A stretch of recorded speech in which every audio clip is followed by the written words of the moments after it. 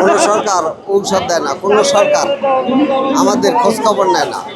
আমরা শ্রমিক, আমরা দিন শেষে কাজ করি, কাজ করার পরে আমাদের বাড়িওয়ালা ডেভেলপাররা যে কাজগুলো করি এইগুলো আমাদের কঠিনভাবে আমাদের মজুরিটা দিতে আসে না। মজুরি নিয়ে অনেক ঘুরপাক করতে আছে, অনেক ই করে আমাদের ঘুরায়।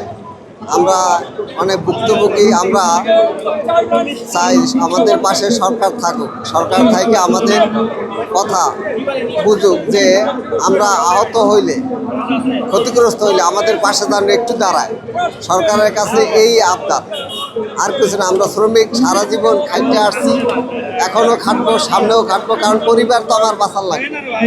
অতএব আমার দিকে আমাদের শ্রমিক যারা আছে, কনস্ট্রাকশনে কাজ করে যারা শ্রমিক আছে, তাদের পাশে যেন একটু দাঁড়ায়, এইটাই কামনা করি, আর কিছু না। আসসালামু আলাইকুম।